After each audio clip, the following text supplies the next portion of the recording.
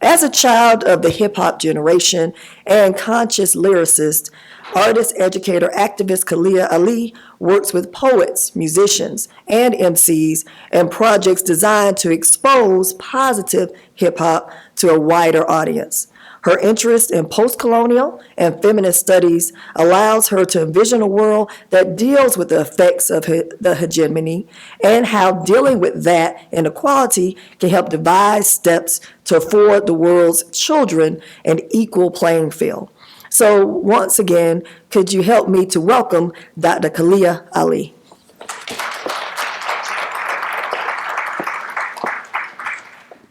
Hello, everyone. How are y'all? Good. So my original work was to talk about Kendrick Lamar's To Pimp a Butterfly when I originally submitted this work. And I am so glad to see that it's been covered in several spaces here at this conference already, because it certainly is a pivotal text in terms of hip hop in this particular generation. But as an MC myself, I thought that it might be appropriate to talk a bit about my experiences as an MC, my experiences as an educator, and my construction of an identity as a cultural worker. And a cultural worker is kind of an artist, educator, activist who sees all these identities as kind of functioning betwixt and between each other. But I felt like I needed to spend some time talking about Lamar and the text, because when I started to analyze the album, the first track is Wesley's Theory, which kind of opens the track. And what I noticed, or opens the album, and what I noticed is when he makes reference to hip hop and the hip hop music industry, which are different things, he feminizes the music industry, or hip hop, as it relates to white stream corporate institutions who've attempted to co-opt hip hop. And this is just an excerpt from Wesley's Theory. He says, "At first I did love you, but now I just want to F you. Now I just want to F. Late nights thinking of you, until I get my Can I get my Toss and turn, lessons learned. You were my first girlfriend, bridges burned, all across the board, destroyed, but for what?" And when many folks read this particular track, they talk about the ways in which that track refers to Wesley Snipes. Y'all know who Wesley Snipes is, right? Okay. And he had been incarcerated for 3 years for tax evasion. He was claiming sovereignty and believed, like many of us do, that he should not have to file income taxes. We pay him, but Wesley didn't pay him. So Lamar is critical of the way, here in this particular song, of the way America targets successful African-American male entertainers like himself, who can be financially prosecuted by white stream corporate institutions, those who have attempted to co-opt hip-hop and hip-hop culture. But what stuck out to me, which often gets missed when folks discuss this particular track, as well as another track that popped into my head automatically, was Common's, or Common Sense at the time. I used to love her. Y'all know I used to love her, right? A more recent track by Scarface and Nas called Hip Hop. Anybody familiar with Hip Hop by Scarface and Nas? Okay. And I was glad to also hear this work that Dr. Andre just presented, in which hip hop is feminized. So this started a series of questions for me. The main one being, if I was to craft a research question, would be, why is hip hop often feminized? And then the next question is, why are things feminized? So when you hear folks refer to their boat, right? She is on her maiden voyage. So I did a little research to figure out why things are feminized. And most of the scholarship, particularly feminist scholarship, points out that items that can be possessed, dominated, owned, or utilized are feminized. So I started to think a bit about the ways in which hip hop functions to own the female body, and particularly the Black female body, and as consequence, the Black female voice, and the way in which me, as a member of hip-hop culture, member of the Hip Hop Nation, an MC and a DJ myself, in what ways I've kind of been subsumed under these ideas about women in hip-hop. So I'll just read some scholarship. So I'll go a little bit through the literature review. I'll do a little comparative analysis of Commons. I won't read all of Common's work, and I won't read all of Nas and Scarface's work, just particular pieces, and I'll talk about them in context of misogynoir and extension of Eurocentric phallocentricity.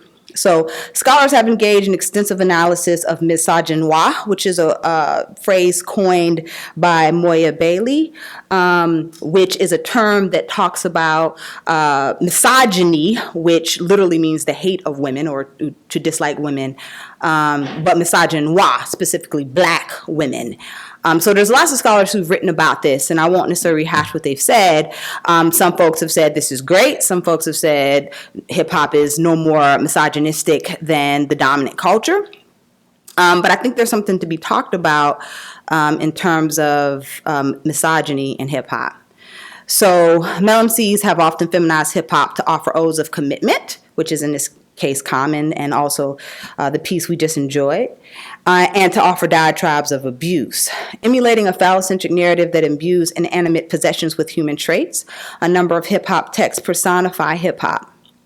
This proposed study engages autoethnography and ethnography, I had a problem with that word too, in addition to other hip-hop generation writers that are utilizing womanism to make sense of popular phenomena and politics. Autoethnography is just a really self-examination. If you've ever performed an ethnography or even a case study, you're looking at other subjects. So autoethnography, you as subject, so myself as a subject. So this is part of a larger body of work, actual larger book, which is called Pedagogy of a Bad Bitch. And I look at 6 womanist writers, authors, poets, MCs. One of my subjects is here as well, and look at their performance or their art as education. So edutainment, but education. So womanist performance pedagogy is explored in order to understand autoethnography and analyze text. So I'm the last subject in that work.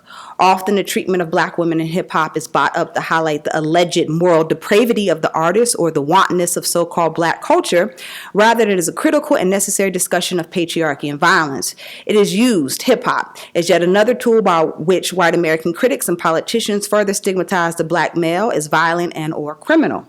Consequently, these types of analyses offer no real critique of the misogynoir in rap or possible mechanisms to combat it.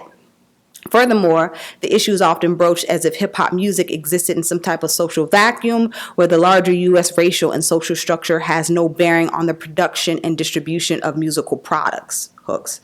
Therefore, what we need are analyses that look at misogyny in rap within the greater social context the music is embedded in. Specifically, it will be wise to examine the place that black women and black men occupy in relation to one another within the genre, as well as the place that the genre occupies in relation to white American culture. Furthermore, images of black women as domineering, freaks, bitches, mammies, and babies' mamas are reflective of the racist imagery ingrained in and manufactured by the so-called dominant culture. Pogue writes, hip-hop gendered as feminine has no agency. She is something men rappers love, something they do. She does not act, she is acted upon. The fact is that much of black male rappers' energy is spent trying to either keep women quiet or getting them to shut up. The rest is spent trying to get them into bed or in some cases even condoning or bragging about sexual assault, rape, which ultimately has the same silencing effect, end quote. Kitwana states, as inanimate objects, women have no opinions. In fact, a thinking woman who questions incites the physical violence of her male peers, end quote. This treatment of black female sexuality an integral role in the racist power hierarchy in America. By portraying African Americans as exotic, erotic, or oversexed, one decontextualizes their own experiences, marginalizes them, and removes the possibility of a self-defined sexuality, therefore pathologizing black folks as if all of this stuff exists in a vacuum. It also obscures the metaphorical and physical rape of women of color. If they are always willing, they cannot be forced. Patricia Hill Collins. As Morgan documents in The Real Hip Hop, Battling for Knowledge, this is why you print stuff out, folks. Power power and respect in the LA underground, hip-hop intellectual and critical engagement and debate are fundamental characteristics of hip-hop in ways that seem to contradict the former. In addition to playing a problematic role in perpetuating sexism and misogyny, hip-hop culture also performs important feminist labor in American and world culture. By doing feminist work, often unbeknowingly, hip-hop culture performs a unique and powerful cultural role that is rarely acknowledged. Often, the overarching misogyny that exists within a larger culture is unacknowledged or under critiqued as if it does not exist. Yet within hip-hop culture, sexism and misogyny has been widely acknowledged and rigorously critiqued. That is one of the main things we talk about. Oh, they're sexist. Oh, they're homophobic. So in offering stuff, in offering text for critique, hip-hop is actually doing feminist work. Sexism in hip-hop has been critiqued by the hip-hop nation, members of the hip-hop nation, members of the culture, women and men. The assertion that hip-hop culture does powerful feminist work neither denies nor excuses sexist language and behavior within hip-hop culture. Instead, it recognizes that the conversation about gender that hip-hop inspires does not end with sexism, even when it begins there. Therefore, it is not surprising that complex discussions about gender and sexual representations have emerged as a central discourse within hip-hop's many local, national, and global critical conversations. So I talk specifically about the structure of the study, but right now I'm going to just read to you from these three hip-hop texts. First, I'll read from Common's I Used to Love Her. And then I'll read from excerpts from Nas and Scarface's Hip Hop, and then I'll read my entire rap. Y'all gonna listen to my whole rap. All right, I met this girl when I was 10 years old, and what I love, she has so much soul. She was old school when I was a shorty, never knew her throughout my life. She would be there for me. On the regular, not a church girl, she was secular. Not about the money, those studs was mic checking her. But I respected her. She hit me in the heart. A few New York niggas had did her in the park.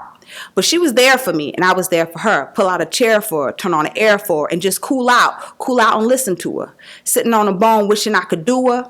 Eventually, it was meant to be that I would be. Cause we related physically and mentally, and she was fun then. I'd be geeked when she come around. Slim was fresh, yo, when she was underground.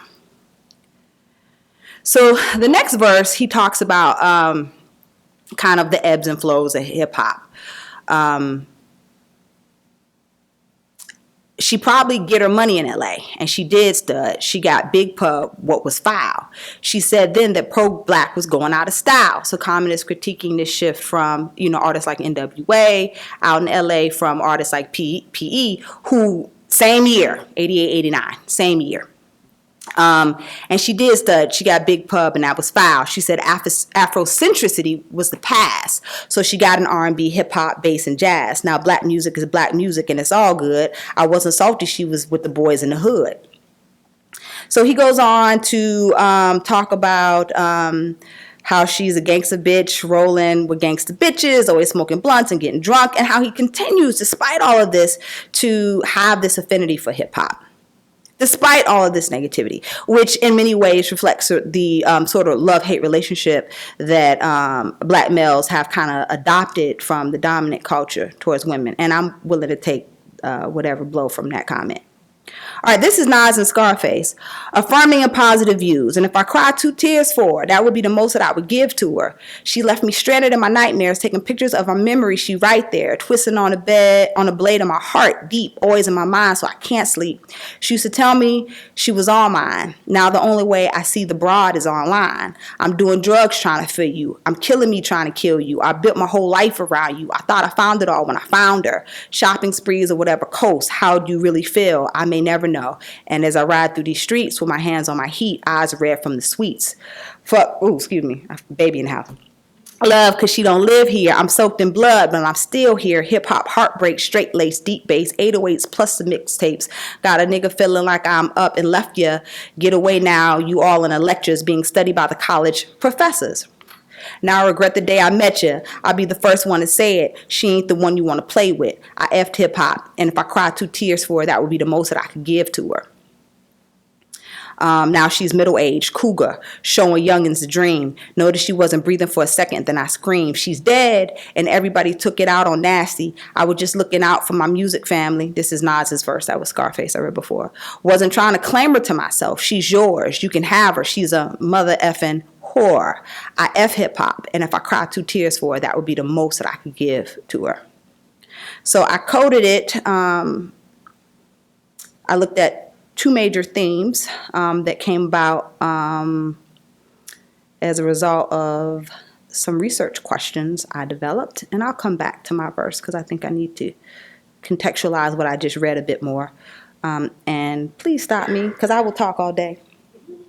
According to Rose, black women rappers' songs must be viewed as part of a dialogic process with male rappers. In rap, women's voices are actively silenced through sex and rape. The violence of the sexual act and men's tales of conquest focuses on making the black female body silent. So things like she's an effing whore, I don't want her, you can have her back, or just a steady critique of the ways in which she changed and disappointed them. Until what remains is selfless, senseless, effable, and mute.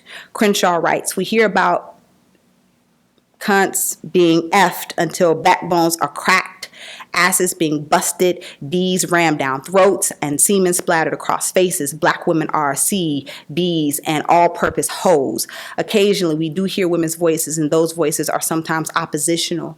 But the response to opposition typically returns to the central phase, shut up, B, suck my D. So I'm going to read from my work, which is in dialogic with these pieces, so in dialogue. You could love me long with no Vaseline, slaughter me, deny me my humanness, cumulus clouds to be so ominous, pour a drink for my soul. We was good back then, but baby, I ain't know, a nappy-headed hoe, cluck, chick your head, print your stuff before you present. Excuse me.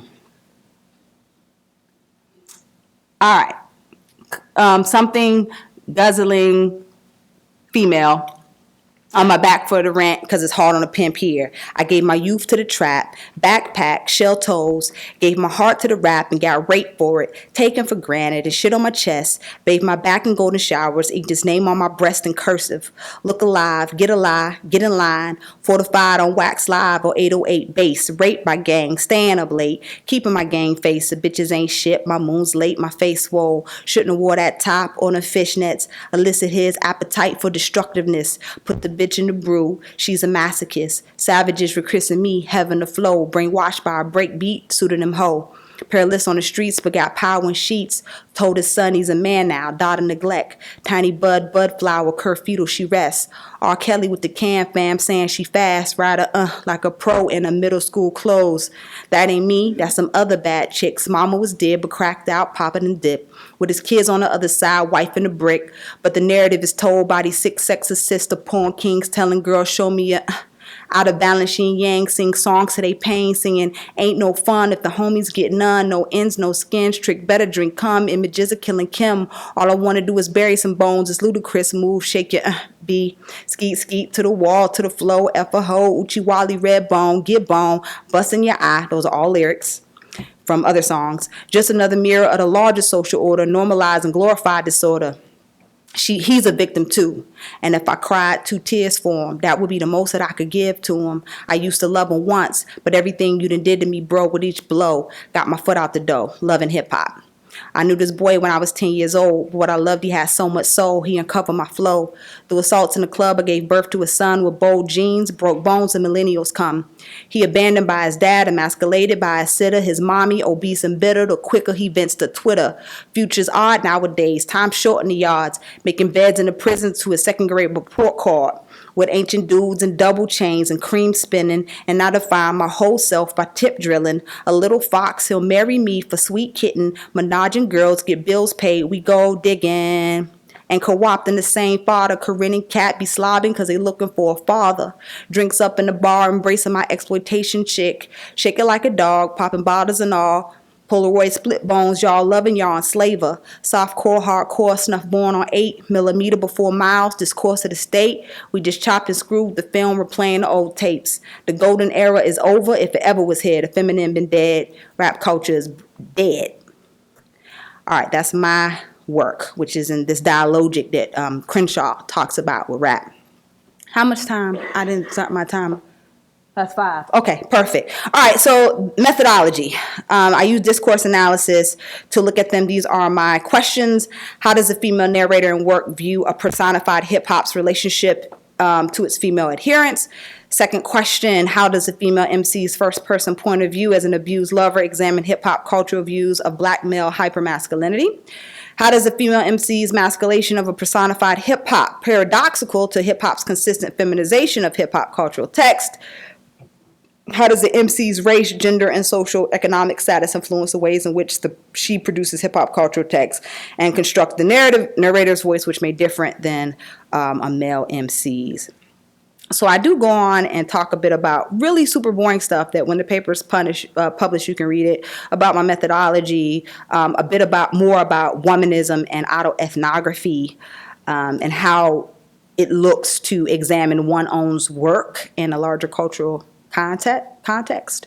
So I'll stop there, and if there are questions, or we're going to wait to do both presentations, or should we take questions now? Same way, I love this hip hop. I always get my breakfast because we were being interactive with me, and I was done. And then I only rediscovered it later with conscious underground rap. A lot of people know that Beyonce's recent Coronation song, that her second verse, when the Red Lobster verse, was sort of doing the same thing. She was doing with a lot of male hip hop had been doing and saying about women in songs, but she turned it from a female's perspective, and now she was the one in control of the money and essentially pimping him out. Did you agree with that statement, and did you think that it was something that was a win for feminism, or not? I really love this conference for a couple of reasons, because the paper I was going to present, the Kendrick Lamar paper, I was going to talk about Beyonce and that performance as well. And I talk about how Beyonce actually probably had a much more revolutionary stance with her performance at the Super Bowl versus Kendrick's performance at the Grammys. And that's for a few reasons. One is Beyonce, right? So for Beyonce, who has a different platform and a different set of ears to come out and say, you know, I'm black and I'm proud, I'm a woman and I'm empowered. The platform and audience, right? So when we look at any text, we look at audience, right? So her audience kind of pushed her message a little bit more. I think Beyonce, and this is a judgment, and this is really whack that I'm saying this, but whatever, and I'm really quoting Annie Lennox from the Eurythmics. She called her feminism light. And she is feminism light.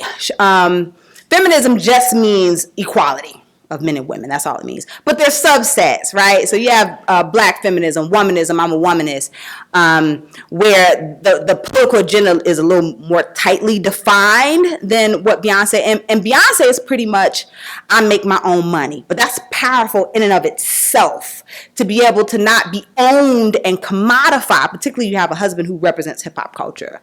So I do think, and Beyonce's hip hop, right? Beyonce is hip hop as well.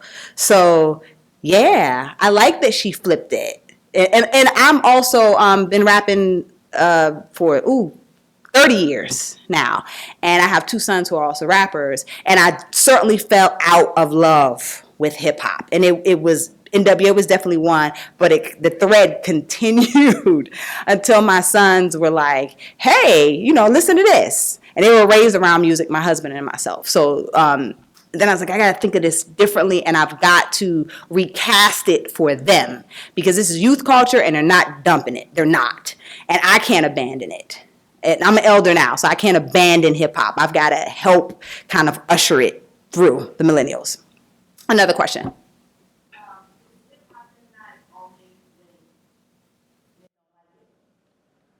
So there was a study that looked at 400 texts. All 400 texts did not personify hip hop, so kind of this anthropomorphic kind of female, but they talked about women and sometimes referred to women as hip hop or kind of interchangeably. And for the most part, it's negative. So, right. So with Wesley's theory, well, Wesley's theory, he in his particular, and it's just a little bit. That's what the whole song is about. He is like, I loved you, I loved you, I loved you. Now I hate you. I want to kill you. I want to just bust on you right now when you're not working for me. So what does that say about men's perceptions about women, really? Any other questions, comments, concerns, critiques? Well, I have a question Sure. about, since you're also an artist, Mm-hmm. it made me think of Zora Hurston being an anthropologist, Mm-hmm. but then doing her studies where she was from. And so some people were saying, well, there's not enough distance between you and what you're supposed to be studying. So how do you handle that tension? Mm-hmm. So when you read the paper, you can read my very boring position statement. But in a nutshell, I think that's very Eurocentric. And it's a lie, right? So as a researcher, you're always imposing and inserting yourself. Any kind of ethnography, any kind of anthropological work, any kind of study, you are inserting yourself. So to pretend like you're not is being dishonest. So now, when you do your research, you put in your researcher's position statement, right, to let you know who you are. So when I started this particular research in 2010, looking at the other women, or maybe 2009, I was able to access spaces that maybe a man wouldn't, or an older white woman, or because of who I was. I'm a woman, I look like them, I talk like them. They might have seen me somewhere. Oh, I saw you, So I already had this emic approach. I was already there. I was already part of the community. So I felt like, and this was after talking with my advisor, because this is an extension of my dissertation research, that you need to fold yourself into this a little bit more, because I couldn't get that information because I'm not part of that community. So you being a part of that community allows you to get insider information that someone who's not a part of the community could get. So, and I'm honest about that I am a part of the community, and I am, by the nature of what I embody and who I am, there might be some bias. But, autoethnographies aren't generalizable. Some folks consider them not research, period. So I don't worry too much about that. Yeah. Any other questions? Yes, ma'am. I just wanted to know, like, in your research, did you struggle with trying to find alternative lenses other than the heteronormative or the Eurocentric Christian lens when looking at the role of particularly Black women in hip hop? Because I feel like a lot of the ways in which we read those texts kind of come from those dominant narratives.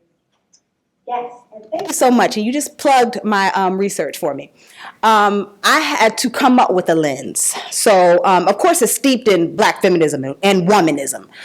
So a lot of womanist approach to ethnography, Zora Neale Hurston, is how I started out approaching it.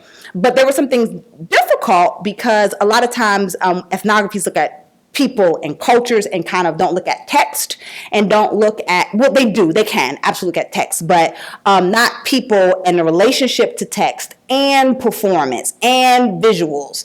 So I had a lot of different kinds of artists. So I had to make my own instruments from, these heteronormative Eurocentric pieces, but I had to remake the instruments because they didn't really measure what I was trying to measure. So I named my lens, and feel free to use it, womanist performative pedagogy.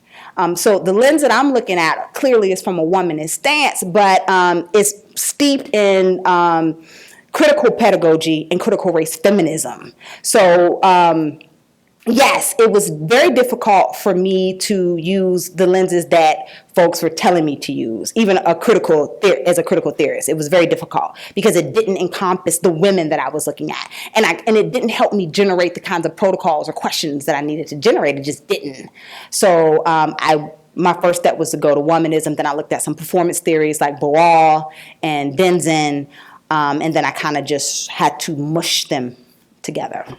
Yeah, so yes, totally difficult. Almost, I wouldn't say impossible, but very difficult to get the work done without having a different lens. Any other questions, comments, concerns? Well, thank you guys. I appreciate it.